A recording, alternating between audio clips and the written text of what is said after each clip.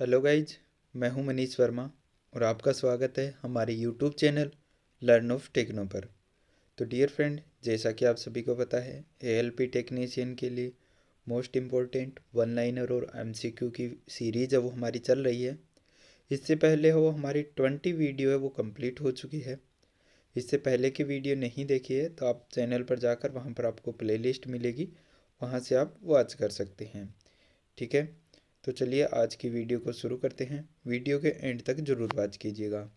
ये जो हमारा चैनल है ये 100% डेडिकेटेड चैनल है आईटी स्टूडेंट के लिए, जिस पर आपको कोई भी इंट्रेंस एग्ज़ाम दे रहे हैं या कोई कंपटीशन लेवल की तैयारी कर रहे हैं, तो अगर आपका बेसिक क्लियर नहीं है तो ये वन लाइनर एमसीक्यू है वो आपके लिए मोस्ट इंपॉर्टेंट रहने वाले हैं, क्योंकि यही क्वेश्चन है वो ज़्यादातर एग्ज़ाम में पूछे जाते हैं और आपका यहाँ से 60% है वो क्लियर हो जाता है।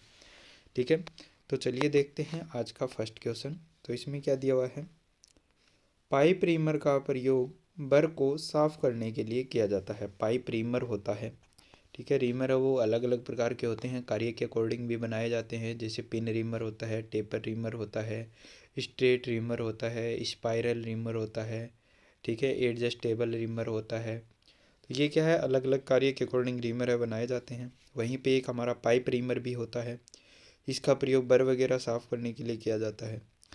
लेकिन डियर फ्रेंड, पाइप रीमर को एक दूसरा नाम और भी होता है, तो वो इसका नाम होता है बरिंग रिमर। क्या, बरिंग रिमर होता है, यानी कि बर को साफ करने वाला रिमर, तो ब्रिंग रिमर के नाम से भी पाइप रिमर को जाना जाता है। सेकंड है हमारा, कास्टिंग, वेल्डिंग, ब्रेजिंग और सोल्डरिंग प्रक्रिया में धातु के लिए फ्यूसिबिलिटी का गुण है वो अत्यंत आवश्यक होता है। फ्यूसिबिलिटी क्या होती है, मैंने आपको एक बार पहले भी बोला था कि फ्यूसिबिलिटी होती है गलनीयता, यानी कि उसकी गलने की क्षमता, कि कौन मेटल है कितने टेम्परेचर पर गल जा रहा है यानी कि पिघल जा रहा है, तो वो होती है उसकी फ्यूसिबिलिटी, जिसको हम बोलते हैं गलनीयता। तो कास्टिंग, वेल्डिंग, ब्रेजिंग, सोल्डरिंग वगैरह करते हैं, तो यहाँ पर क्या करते हैं, मेटल को पिघलाते हैं। ठीक है, तो वहाँ पर क्या होता है कि अगर मेटल में धातु की जो प्रॉपर्टी होती है मेटल की, उसमें फ्यूसिबिलिटी यानी कि गलनीयता की प्रॉपर्टी अगर होगी, तभी वो क्या है, आसानी से पिघल पाएगी और वहाँ पर जोड़ है वो अपना बना पाएगी। तो इनके लिए क्या है, जो ये सब जॉइंट लगाने के लिए मेटल में फ्यूसिबिलिटी की प्रॉपर्टी है वो आवश्यक है। नेक्स्ट है हमारा, रोट आयरन में कार्बन की मात्रा कम होती है। बिल्कुल, रोट आयरन जो होता है वो हमारा सबसे शुद्ध लोहा होता है। इसके हम क्रेन के हुक वगैरह बनाने के काम में लेते हैं। वहीं पर अगर रोट आयरन में कार्बन की प्रतिशत मात्रा की बात करें तो 0.1% से 0.2% रहता है। कई जगह आपको 0.1% से 0.15% भी दिया हुआ मिलेगा। ठीक है, तो यानी कि 0.1 से 0.2% तक हमें लेकर चलना है, उसके बीच में जितना भी रेंज में दिया हो तो वो हमारा क्या हो जाएगा, करेक्ट हो जाएगा। रोट आयरन वो सबसे शुद्ध लोहा होता है, इसका यूज हम क्रेन के हुक वगैरह बनाने के लिए ज़्यादातर करते हैं। इसके अलावा जो हमारा रोट आयरन होता है उसकी हम जो है कास्टिंग नहीं कर सकते हैं। रोट आयरन की कास्टिंग नहीं कर सकते हैं। इसकी कास्टिंग क्यों नहीं कर सकते हैं, तो क्योंकि रोट आयरन को पिघलाकर लिक्विड के रूप में, द्रव के रूप में हम नहीं बना सकते हैं। जब इसको गर्म करते हैं तो इसमें क्या होता है कि ये पिघलता नहीं है, ये पेस्ट के रूप में कन्वर्ट हो जाता है, यानी कि पेस्ट बन जाएगा, उसको हीट देंगे, गर्म करेंगे तब, न कि लिक्विड बनेगा। ठीक है, तो इसकी हम कास्टिंग अब वो नहीं कर सकते हैं। ठीक है, बहुत बार पूछा जाता है कि रोट आयरन की कास्टिंग अब वो हम नहीं कर सकते हैं। रोट आयरन की फोर्जिंग की जा सकती है आसानी से, यानी कि इसको पिघला करके पेस्ट के रूप में बना करके कूट पीट के अलग अलग शेप में इसको आसानी से हम बना सकते हैं। वहीं पे अगर कास्ट आयरन की बात करें तो कास्ट आयरन की हम फोर्जिंग नहीं कर सकते, क्योंकि कास्ट आयरन की फोर्जिंग करेंगे तो वहाँ पर हैमर से चोट लगानी पड़ेगी, कूटना पीटना पड़ेगा। और कास्ट आयरन में आप सभी को पता है बिटनलेस की प्रॉपर्टी होती है, और जिस भी मेटल में बिटनलेस की प्रॉपर्टी होती है उसको अगर हम कूटेंगे, पीटेंगे, चोट लगाएंगे तो वो टुकड़ों टुकड़ों में बिखर जाएगी। तो इसलिए कास्ट आयरन की फोर्जिंग नहीं कर सकते, और रोट आयरन जो हमारा होता है उसकी हम कास्टिंग अब नहीं कर सकते हैं। नेक्स्ट क्वेश्चन है हमारा, counter boring socket head screw को स्थान देने के लिए की जाती है। Counter boring, counter sinking, boring, reaming, ये चीज़ें मैंने बहुत बार आपको क्लियर की है पहले की क्लासेज में। एक बार फिर से बता देता हूँ कि counter boring socket head screw को स्थान देने के लिए की जाती है। अब सॉकेट हेड स्क्रू कौन से होते हैं? एलन हेड बोल्ट भी उनको बोला जाता है। सॉकेट हेड स्क्रू को एलन हेड बोल्ट भी बोला जाता है, जिनके क्या होते हैं, बोल्ट के हेड के अंदर में जो सुराख बना होता है वो हेक्सागोनल आकार का बना हुआ होता है। उसके अंदर में एलन की लगाकर हम क्या कर सकते हैं, उनको नट को लूज और टाइट कर सकते हैं। तो ऐसे जो बोल्ट जो होते हैं उनको क्या है, उनके हेड को स्थान देने के लिए क्या है, काउंटर बोरिंग की जाती है। अब काउंटर बोरिंग क्या होती है? तो काउंटर बोरिंग हमारी होती है कि पहले से किए हुए ड्रिल होल के व्यास को कुछ निश्चित गहराई तक बड़ा करना। ध्यान से सुनना डियर फ्रेंड, काउंटर बोरिंग क्या होता है कि पहले से किए हुए ड्रिल होल के व्यास को कुछ निश्चित गहराई तक व्यास में बड़ा करना काउंटर बोरिंग कहलाता है। वहीं पर बात करें बोरिंग की, ओनली बोरिंग की बात करें तो पहले से किए हुए ड्रिल होल को पूरे व्यास में बड़ा करना, यानी कि पूरे साइज तक उसको क्या है, व्यास को बड़ा करेंगे तब वो बोरिंग कहलाएगा। काउंटर बोरिंग आएगा तो कुछ गहराई तक उसके व्यास को बड़ा करेंगे। वहीं पे काउंटर सिंकिंग अगर आएगा, काउंटर सिंकिंग तो जो हमारा ड्रिल होल पहले से जो हमने कर रखा है उसके किनारों को हम शंकु के आकार का बनाएंगे, यानी कि उसको बेवल करेंगे, टेपर करेंगे। ठीक है, काउंटर सिंकिंग आएगा तो चैम्फर करना, होल के किनारों को चैम्फर करना, तो वहाँ पर काउंटर सिंकिंग आता है। ठीक है, जो सॉकेट हेड स्क्रू होते हैं उनका यूज हम वहाँ पर ज़्यादा करते हैं जहाँ पर क्या है, पार्ट्स है वो एक दूसरे के ऊपर स्लाइड करते हो। ठीक है, और उनको कहीं पर टाइट करना हो तो उसको क्या करेंगे, हम काउंटर बोर करेंगे होल के अंदर और सॉकेट हेड स्क्रू लगा देंगे, तो वो जो बोल्ट का जो हेड होगा, सॉरी, बोल्ट का जो हेड होगा वो क्या होगा, काउंटर बोर के अंदर चला जाएगा और दूसरा पार्ट है वो ऊपर से आसानी से स्लाइड कर सकता है।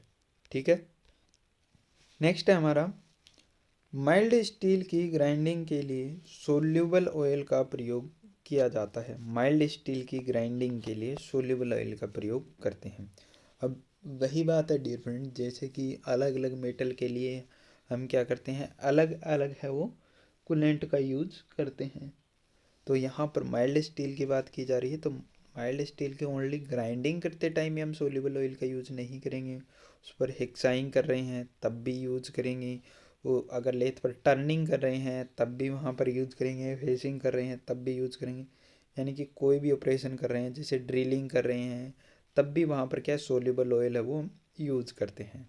तो माइल्ड स्टील पर हम कौन सा जो है यूज़ करते हैं कूलेंट, तो वहाँ पर हम सोल्यूबल ऑयल है वो माइल्ड स्टील के साथ में यूज किया जाता है। ठीक है, ओनली ग्राइंडिंग का आपको याद नहीं रखना है, ये तो इन्होंने पूछ लिया है, बट हमें याद क्या रखना है कि माइल्ड स्टील के लिए हम सोल्यूबल ऑयल का यूज है वो करते हैं। ठीक है, नेक्स्ट क्वेश्चन देख लेते हैं। नेक्स्ट यहाँ पर क्या दिया हुआ है, वर्म थ्रेड की सबसे अधिक गहराई होती है, वर्म थ्रेड गटी होती है। ठीक है, एक होता है वर्म, एक होता है वर्म वहील। ठीक है, एक क्या होता है, वर्म होता है और एक होता है वर्म वहील, दो चीज़ें होती है। ठीक है, तो इसमें मैं आपको क्लियर कर देता हूँ कि कई बार है ना ये क्वेश्चन भी पूछा जाता है कि वर्म के घूमने पर वर्म वहील घूमता है या वर्म वहील के घूमने पर वर्म घूमता है। ठीक है, तो वर्म और वर्म वहील क्या चीज़ होती है, मैं दोनों को आपको क्लियर कर देता हूँ। वर्म वहील तो होगा वहील के आकार का, यानी कि गरारी होगी, और वर्म क्या होगा, एक रोड के ऊपर चूड़ियाँ कटी हुई होगी। तो आपको हमेशा याद रखना है कि वर्म के घूमने पर वर्म वहील घूमेगा, क्या, वर्म के घूमने पर वर्म वहील घूमेगा, न कि वर्म वहील के घूमने पर वर्म। ठीक है, याद क्या रखना है, वर्म के घूमने पर वर्म वहील घूमेगा, न कि वर्म वहील के घूमने पर वर्म घूमेगा। ठीक है, बहुत बार एग्जाम में पूछ लिया जाता है, तो आपको माइंड में रहना चाहिए कि वर्म के घूमने पर ही वर्म वहील घूमेगा। अगर हम वर्म वहील को घुमाएंगे तो हमारा वर्म है वो नहीं घूमेगा। ठीक है, तो क्या होगा, अगर हम वर्म वहील को घुमाने की कोशिश भी करेंगे तो हो सकता है वो टूट जाए, लेकिन वर्म नहीं घूमेगा। ठीक है, तो जो वर्म थ्रेड होती है वो उसके ऊपर जो थ्रेड कटी होती है तो उसकी गहराई है वो ज़्यादा दी हुई होती है, ताकि क्या है वो जो अपनी पावर है उसको अच्छे से ट्रांसफ़र कर सके। और वर्म एंड वर्म व्हील का यूज करते हैं पावर को क्या करना, पावर को परपेंडिकुलर ट्रांसफ़र करना, यानी कि 90 डिग्री में कन्वर्ट कर देना, परपेंडिकुलर ट्रांसफ़र करना। ठीक है। नेक्स्ट क्वेश्चन है हमारा, ब्रास कॉपर और जिंक का एलॉय होता है। ब्रास कॉपर और जिंक का एलॉय होता है। एक ब्रास पूछा जाता है, एक ब्रोंज पूछा जाता है। तो ब्रोंज में क्या आ जाएगा, कॉपर और टिन आ जाएगा, और ब्रास में क्या आ जाएगा, कॉपर और जिंक आ जाएगा। ठीक है। ब्रास और ब्रोंज के क्वेश्चन है वो बहुत बार पूछे जाते हैं, वेरी वेरी मोस्ट इंपॉर्टेंट है डियर फ्रेंड। ब्रास और ब्रोंज को रट लीजिए, ब्रास और ब्रोंज को रट लीजिए, आपको बहुत जगह ये क्वेश्चन है वो देखने के लिए मिल जाएगा। तो ब्रास हम किससे बनाते हैं, कॉपर और जिंक से बनाते हैं, और ब्रोंज की बात करें तो कॉपर और टिन से मिलकर बनता है। ठीक है, याद रखना। नेक्स्ट है हमारा, केमिकल प्लांट और फूड प्रोसेसिंग इक्विपमेंट के लिए स्टेनलेस स्टील अधिक उपयुक्त धातु होती है, क्योंकि बढ़े हुए टेम्परेचर पर इसमें हाई कोरोसिव रेजिस्टेंस होता है। यानी कि टेम्परेचर बढ़ता है तब भी इसमें क्या है कि जो कोरोसिव रेजिस्टेंस है वो बना हुआ रहता है, यानी कि हाई कोरोसिव रेजिस्टेंस रहता है इसमें, मतलब बदलाव नहीं आता है, कोरोजन का प्रभाव इस पर नहीं पड़ता है। ठीक है, ये बात की जा रही है किसकी, स्टेनलेस स्टील की, जिसको हम एसएस के नाम से भी जानते हैं। ठीक है, किसके नाम से जानते हैं, एसएस के नाम से भी जानते हैं। ठीक है, तो ये कहाँ पर यूज करते हैं हम, केमिकल प्लांट वगैरह या फूड प्रोसेसिंग इक्विपमेंट होते हैं, जैसे घरों में रसोई के जो बर्तन वगैरह बनाए जाते हैं, तो वो क्या है, फूड के इक्विपमेंट है ना सारे, तो वो एसएस से बनाए जाते हैं। किससे, स्टेनलेस स्टील से बनाए जाते हैं। किससे बनाए जाते हैं, स्टेनलेस स्टील से बनाए जाते हैं। और स्टेनलेस स्टील में क्या क्या मेन प्रॉपर्टी होती है, इसमें जो हमारी मेन मेटल प्रॉपर्टी होती है वो होती है क्रोमियम, जो कितनी होती है, 18% होती है। ठीक है, कई बार आपको दिया हुआ भी मिलता है कि 18 से 8 स्टेनलेस स्टील का क्या मतलब है, तो 18% वहाँ पर क्रोमियम और 8% वहाँ पर निकेल होता है। ठीक है, तो 18 से 8 स्टेनलेस स्टील इसीलिए उसको बोला जाता है क्योंकि उसमें क्रोमियम की मात्रा है वो 18% होती है, जो कि मेन मेटल प्रॉपर्टी वहाँ पर होती है। तो ठीक है, ये भी याद रखना, इंपॉर्टेंट क्वेश्चन है। 18 से 8 स्टेनलेस स्टील पूछ लिया जाता है, तो 18% क्रोमियम और 8% वहाँ पर निकिल हमारा पाया जाता है। ठीक है, नेक्स्ट क्वेश्चन क्या दिया हुआ है, नेक्स्ट क्वेश्चन में दिया हुआ है, वह प्लास्टिक जो ताप और दाब देने पर बिना रासायनिक परिवर्तन के किसी आकार में ढाला जा सकता है, थर्मोप्लास्टिक कहते हैं। यानी कि वो ऐसा कोई प्लास्टिक है जो ताप और दाब देने पर, यानी कि या तो उसको क्या कर रहे हैं हम, हीट दे रहे हैं, गर्म कर रहे हैं, या फिर वहाँ पर प्रेशर दे रहे हैं, दबाव दे रहे हैं हम, तो उसकी जो रासायनिक जो इंटरनल स्ट्रक्चर है, जो रासायनिक परिवर्तन उसमें नहीं होता है, यानी कि उसकी फिजिकल प्रॉपर्टी है वो चेंज नहीं होती है, और क्या हो जाता है, उसका आकार है वो चेंज हो जाता है, यानी कि उसकी फिजिकल प्रॉपर्टी पर कोई प्रभाव नहीं पड़ेगा और उसकी शेप वह वो चेंज हो जाती है, तो वो क्या कहलाता है, थर्मोप्लास्टिक कहलाता है। ठीक है, एक थर्मोसेटिंग प्लास्टिक भी होता है, जो क्या होता है, एक बार जिसमें सेट हो जाए उसको दोबारा फिर कन्वर्ट हम नहीं कर सकते हैं। एक होता है हमारा थर्मोप्लास्टिक, जिसको क्या हम अलग अलग शेप में चेंज कर सकते हैं अपने कार्य के अकॉर्डिंग, यानी कि पहले उसको अलग शेप में था, फिर हमें ज़रूरत पड़ी उसको दूसरी शेप में चेंज करने की, तो उसमें क्या करेंगे, या तो हम हीट देंगे या फिर प्रेशर देकर उसको क्या कर लेंगे, चेंज कर लेंगे, और उसको थर्मोप्लास्टिक बोला जाता है। ठीक है, नेक्स्ट क्या है इसमें, नेक्स्ट है हमारा, स्क्रू पिच गेज का मुख्य कार्य स्क्रू थ्रेड की समीपवर्ती क्रेस्ट के बीच की दूरी को चेक करने के लिए किया जाता है। यानी कि स्क्रू पिच गेज का यूज हम कहाँ पर करते हैं, स्क्रू की पिच चेक करने के लिए, थ्रेड की पिच चेक करने के लिए यूज करते हैं। वही इसने बोला, समीपवर्ती क्रेस्ट के बीच की दूरी को चेक करने के लिए। तो ये थोड़ा सा घुमाने की कोशिश की गई है, लेकिन आपको डियर फ्रेंड नहीं घूमना है। समीपवर्ती दो क्रेस्ट के बीच की दूरी क्या कहलाती है, पिच कहलाती है, यानी कि एक थ्रेड से दूसरे थ्रेड के बीच की दूरी पिच कहलाती है। और स्क्रू पिच गेज का यूज हम कहाँ पर करेंगे, तो थ्रेड की पिच चेक करने के लिए इसका यूज है वो किया जाता है। ठीक है, आज की वीडियो का नेक्स्ट और लास्ट क्वेश्चन देख लेते हैं। तो इसमें क्या दिया हुआ है, ग्राइंडिंग करते समय ग्राइंडिंग व्हील में मुलायम मटेरियल के कण फंस जाते हैं, जिसे व्हील की लोडिंग कहते हैं। लोडिंग और ग्लेजिंग दो प्रकार की होती है। लोडिंग और ग्लेजिंग दो प्रकार की होती है। जो ग्राइंडिंग व्हील के अंदर डिफेक्ट आते हैं, दोनों ही अलग अलग होते हैं, ठीक है। और दोनों को ही हम क्या है, एक ही तरीके से उनको क्या करते हैं, ठीक करते हैं, ठीक है। लेकिन लोडिंग और ग्लेजिंग दोनों ही अलग अलग प्रॉपर्टी होती है, सॉरी अलग अलग डिफेक्ट होते हैं, दोष होते हैं दोनों में। तो लोडिंग में क्या होगा कि जब हम ग्राइंडिंग कर रहे होते हैं तब हमारा जो मेटल रहता है उसके कण ग्राइंडिंग व्हील के साथ में चिपक जाते हैं। तो ग्राइंडिंग व्हील पर क्या होगा, बाहर बढ़ जाएगा, ये मान के चलना है हमें, ठीक है। जैसे हम ग्राइंडिंग कर रहे हैं, हमारा मटेरियल है वो सॉफ्ट है, उसके कण है वो क्या है, जो एब्रेसिव और ग्रेन्स जो होते हैं उनके बीच में फंस जाते हैं। तो वहाँ पर क्या होगा, लोडिंग होगा, यानी कि पहले से अपना व्हील का वेट था और उसके बाद में मेटल और उसके ऊपर चढ़ गया, उसमें फंस गया, तो वहाँ पर वेट उसका बढ़ गया, यानी कि लोड बढ़ गया, तो लोडिंग ऑफ व्हील होगा। वहीं पर एक होता है ग्लेजिंग ऑफ व्हील।